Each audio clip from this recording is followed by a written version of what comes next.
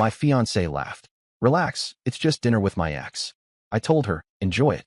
She came home later to find the locks changed, and her ex's wife waiting outside.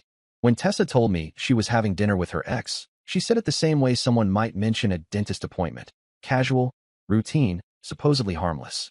But something about the way she laughed after saying it felt wrong. Too light. Too forced. Like she was watching me for a reaction she'd already rehearsed handling. We'd been together for 3 years. In that time, I had learned every shade of her laughter. The genuine one that came when she was surprised, the sarcastic one she used at work, and the brittle, defensive one that came when she was hiding something. That night, it was the third one. She was standing in front of the mirror, adjusting the straps of a black dress I hadn't seen in months. It wasn't her dinner with an old friend kind of outfit. It was the kind of dress she used to wear when we still tried to impress each other. She'd even borrowed my cologne once to spray on herself because she said it blended better with my scent. That night, she smelled like someone preparing to erase that memory. She said they were just catching up. Apparently, Brent, the ex, had reached out after years of no contact. He'd just gone through a messy divorce and wanted to apologize for how things ended. I didn't say anything. I just nodded, pretending to accept it. Pretending I didn't remember that Brent was the same man she once swore she'd never forgive. While she finished her makeup, I walked to the garage, pretending to look for my keys. In truth, I was installing a tiny, motion-triggered smart camera near the front door. I bought it a few weeks earlier to monitor some package thefts in the neighborhood, but that night, it suddenly had another use. I wasn't planning to spy, not really. I just wanted to see what kind of expression she'd wear when she left. When she finally stepped out around 7:15, she didn't even glance back.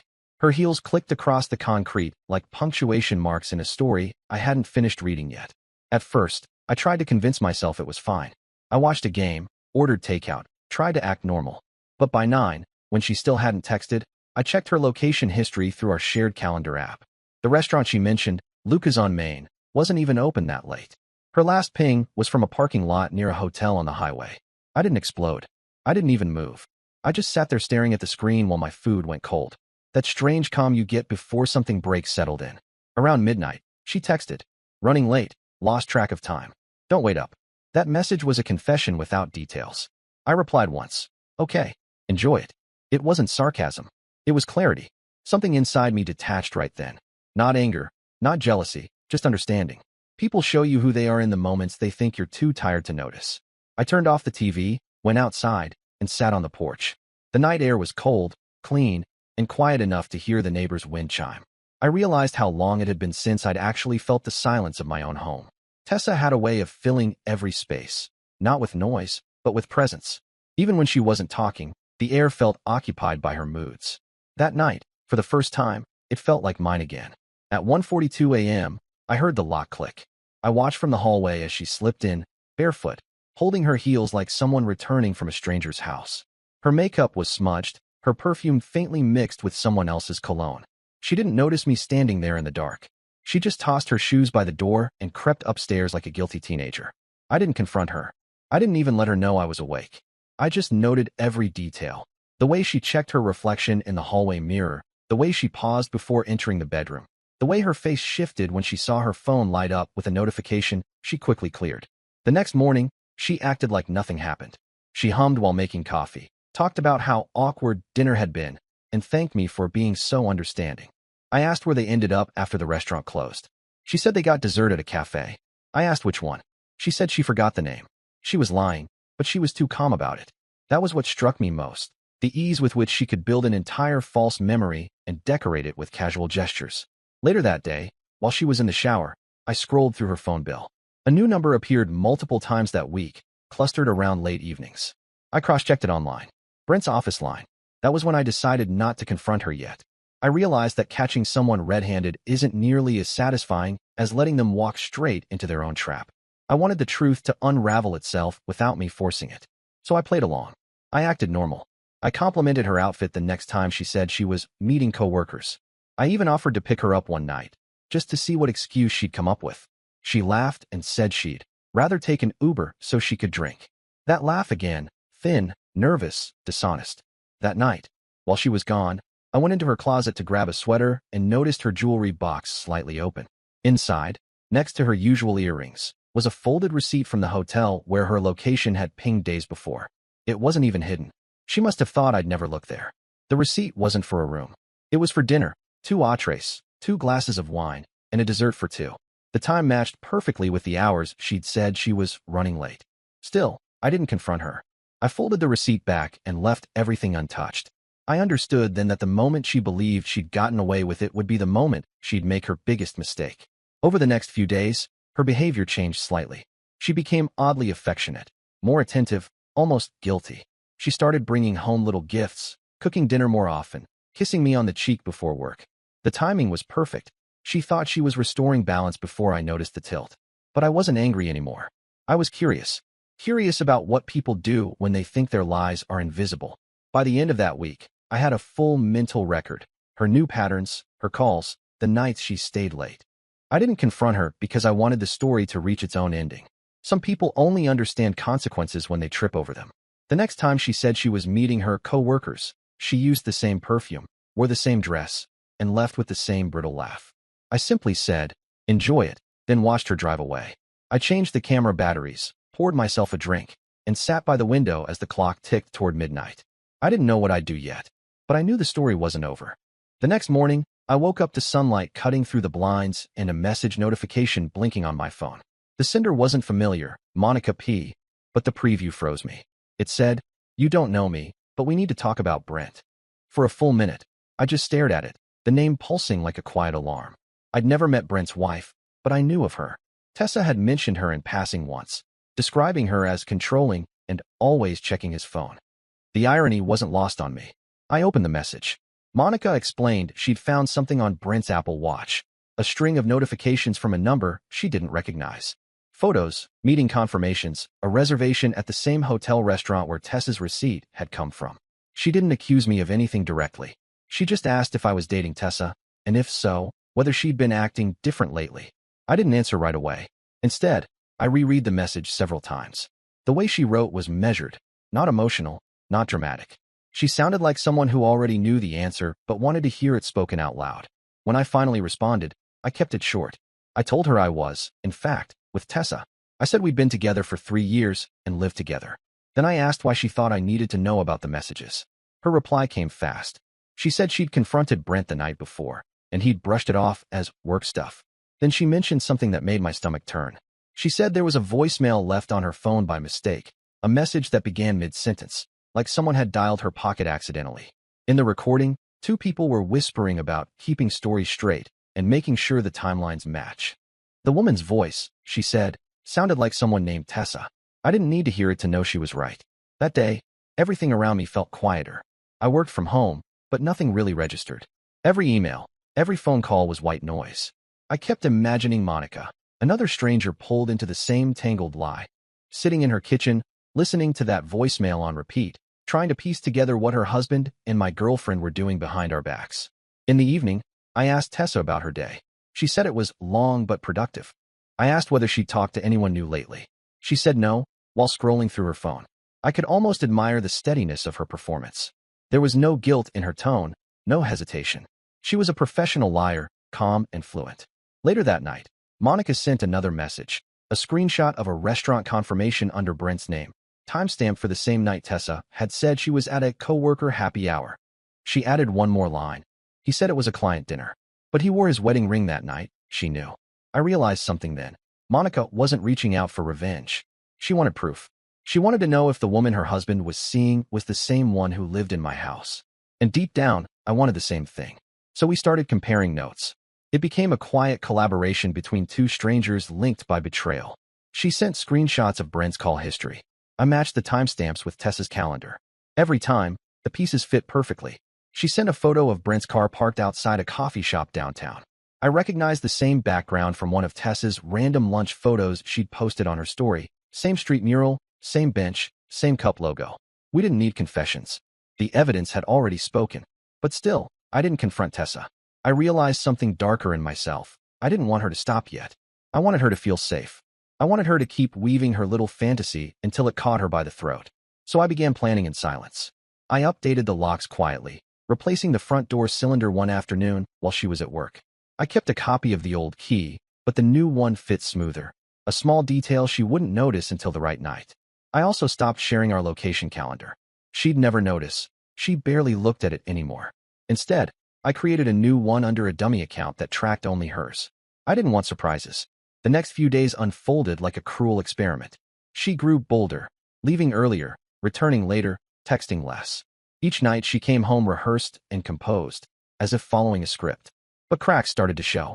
One night she came back wearing a necklace I hadn't seen before, something delicate, with a small heart-shaped pendant. The next morning, she claimed it was a gift from a coworker. That same day, Monica texted me a photo of a jewelry store receipt with Brent's name on it. The total matched the necklace price. By now, the pieces were so synchronized it almost felt choreographed. Then came the moment everything shifted. On Thursday evening, Monica texted me a short message. He's out again.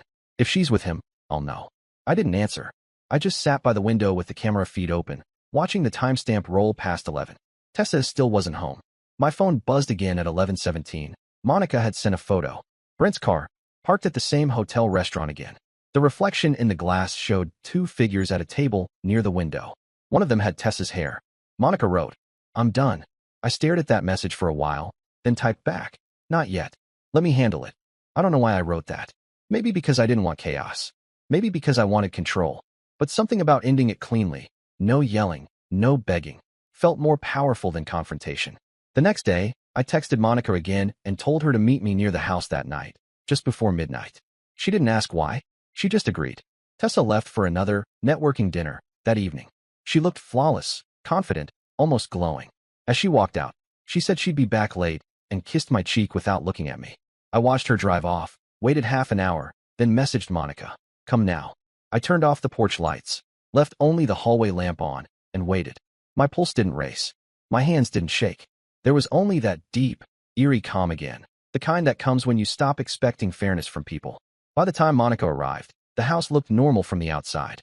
She parked across the street, headlights off, hair tied back, face set like someone walking into court.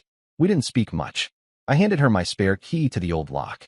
She looked confused at first, then realized what it meant. Then, together, we waited.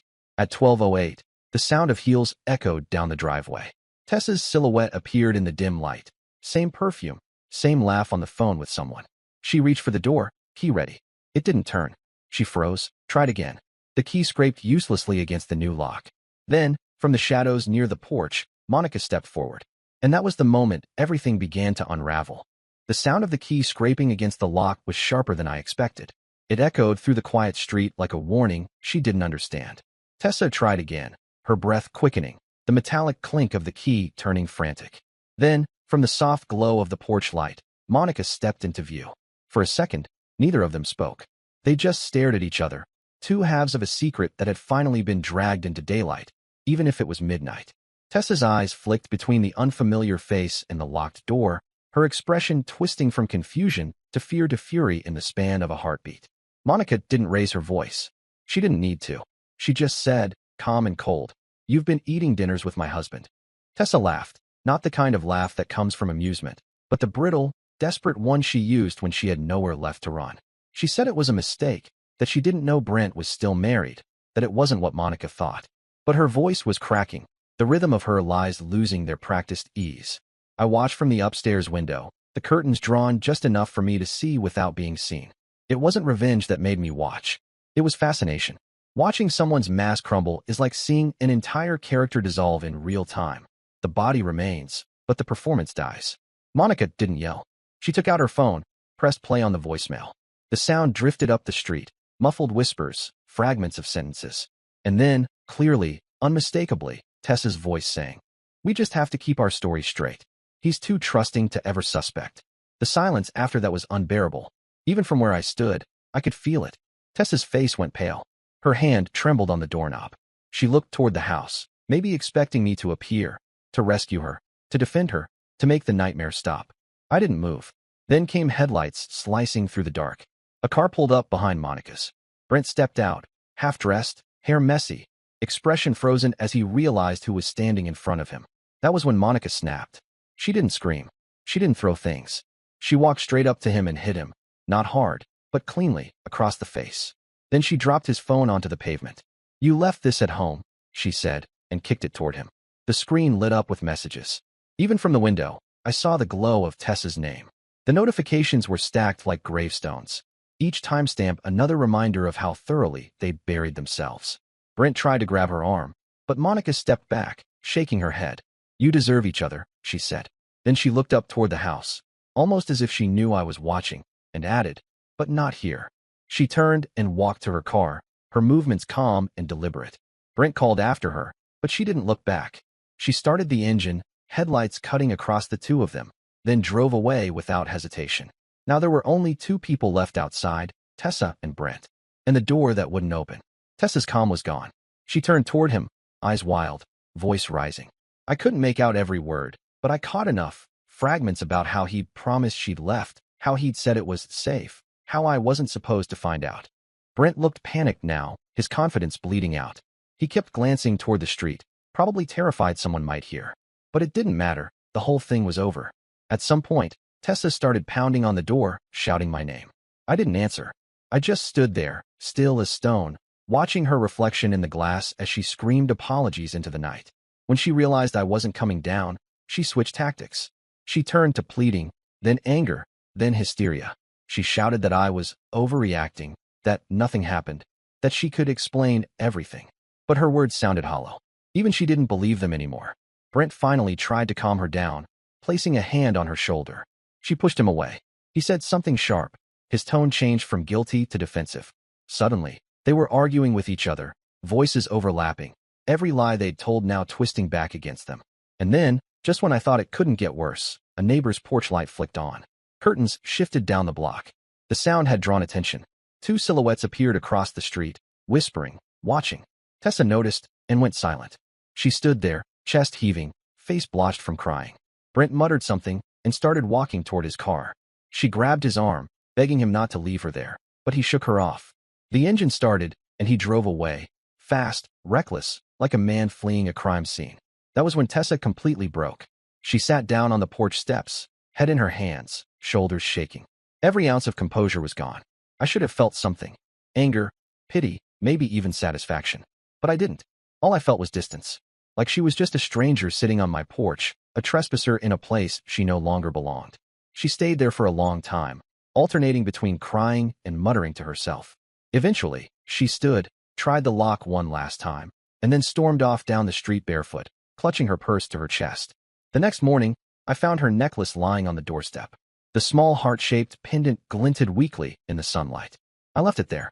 Later that day, I got another message from Monica. It was short, "He's gone. I filed this morning." That's when the adrenaline finally left me. The silence that filled the house wasn't peaceful anymore. It was heavy. For days, I went through the motions. Work, chores, sleep, but nothing stuck. I'd won, technically, but it didn't feel like victory. Still, something inside me knew it had to end this way. There was no conversation that could fix it, no apology that could undo it. The truth wasn't supposed to bring comfort. It was supposed to end illusions. A week later, Tessa texted me. Just one line. "Can we talk?" I didn't respond. Instead, I changed my number. She came by once after that. I knew because the camera caught her standing by the door again. Same spot, same confused look, as if she still couldn't understand how she'd lost everything so fast. But she didn't knock. She just stood there, then turned around and left. That was the last time I saw her in person. Still, I sometimes caught her shadow in small places, a forgotten file on my laptop, a scent on an old jacket, a restaurant charge I'd never canceled. She lingered like dust after demolition, just fragments of a structure that no longer existed. But the strangest part wasn't her absence. It was Monica's silence. After that night, she disappeared completely. No more messages, no updates. I imagined she moved on with her life, rebuilding from the wreckage Brent left behind. As for me, I started to realize something. The worst part of betrayal isn't discovering the lie. It's realizing how much of yourself you invested in maintaining it. I had spent weeks pretending not to notice, playing the calm observer, letting the truth unfold naturally. But the truth, once it finally arrived, didn't set me free. It just emptied me out. And yet, deep down, I knew the story wasn't finished. Consequences take time. They don't always arrive when you expect them to. I didn't know it then, but Tessa's final collapse, her real downfall, was still ahead. And when it came, it didn't come from me. It came from the life she thought she could still crawl back to. 2 weeks passed before the real fallout began. It started quietly, as these things often do, like cracks forming in ice, barely visible at first. Then, one morning, everything gave way. I was at the office early when my coworker mentioned something about a crazy story circulating online from a local interior design firm. I didn't think much of it until he said the name. Tessa's company. He laughed as he described the gossip thread. A client had filed a complaint about unprofessional conduct, complete with photos that had somehow leaked. When I checked, the pictures were unmistakable. Tessa and Brent, dining at the same hotel restaurant, sitting too close, holding hands. The timestamp was from the night Monica and I had confronted them. I didn't post them. I didn't have to. Truth has its own gravity. It drags everything hidden to the surface. Someone at the restaurant must have recognized them. By noon, her name was trending in local circles. By evening, her company had suspended her pending an internal investigation. Later that night, my phone lit up again. A number I didn't recognize, but I didn't have to. It was her. I let it ring out. A minute later, a voicemail appeared. Her voice was shaky, half angry, half desperate. She said she'd lost her job, that people were calling her names, that she didn't deserve this. She said Brent had vanished, stopped returning her calls, blocked her on everything. She ended the message with a question she must have thought sounded sincere. Why are you doing this to me? I didn't respond. I wasn't doing anything to her. Lifeless. The next few days turned strange. I found myself driving by her apartment once, not out of longing but curiosity, like revisiting a crime scene. Her car was gone, blinds drawn, mailbox overflowing. The girl who once filled every space with laughter and control now lived in silence. Then Monica called. I hadn't heard from her since that night, and her voice startled me at first. Calm, tired, but steady. She told me Brent had been served divorce papers and was crashing at a friend's house. Apparently, he'd tried reaching out to her again, apologizing, promising therapy and redemption. She said she'd blocked him mid-sentence. Before hanging up, she thanked me. Not for revenge, but for not letting him rewrite the story. I didn't know what to say. There was no satisfaction in hearing it. Only closure that felt heavier than I expected.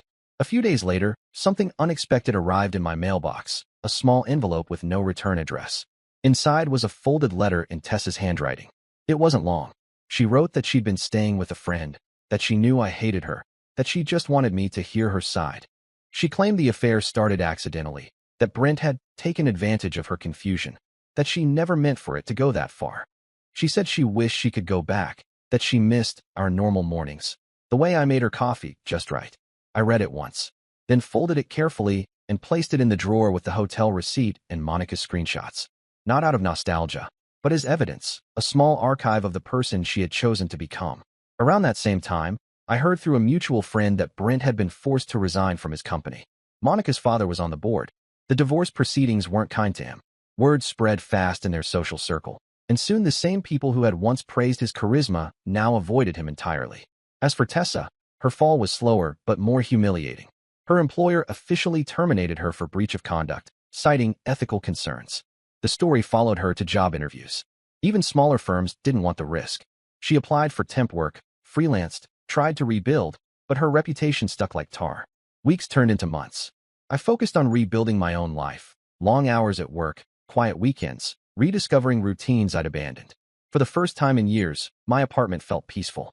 No arguments about lateness, no perfume in the air masking guilt, no laughter meant to distract from lies.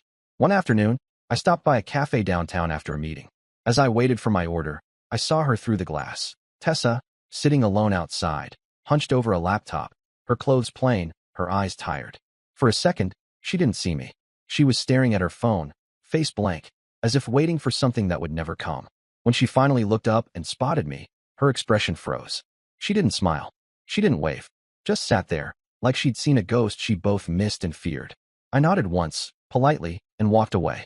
I didn't need words. The silence said enough. After that day, I stopped thinking about her entirely. Until one evening, nearly 6 months later, I got a call from an unknown number. It was Monica again. She said Brent had moved to another state, remarried quickly, and was already facing another separation rumor. Then she said something that made me pause. Tessa had reached out to her. Apparently, Tessa had called to apologize for everything, claiming she finally understood what she'd destroyed. Monica said she'd listened for a while, then simply replied, "You don't apologize to clean your conscience. You do it to face what you've done." Then she hung up. I didn't know whether to feel pity or peace. Maybe both. Maybe neither. A few days later, I got a final text from Tessa. It came late, after midnight. She said she'd found a new job in another city, that she was trying to start over, that she hoped I'd find happiness too. She ended with one last line. I think I finally know what losing everything feels like. I didn't reply. Some stories don't need an ending. But sometimes I still think about that night. The locked door, the way her laughter cracked when she realized she'd lost control. I remember how calm it felt, standing behind the curtain, watching everything unravel exactly as it needed to. People always say closure comes from forgiveness. I disagree. Sometimes closure comes from knowing you didn't need to raise your voice to end something poisonous. Sometimes it's enough to simply walk away and let the truth finish what it started. Months later, I moved apartments, sold the old house, and replaced every piece of furniture we'd bought together. I even replaced the locks again, not because I needed to, but because I wanted to. There was something satisfying about the clean click of new keys turning where her old ones once failed. On my first night there, I stood by the window and watched the city lights flicker below. The air smelled different, like rain and paint, and something resembling possibility. I thought about how strange it was that a single laugh, one careless, dismissive sound, had started the chain that burned everything down. Tessa's laugh.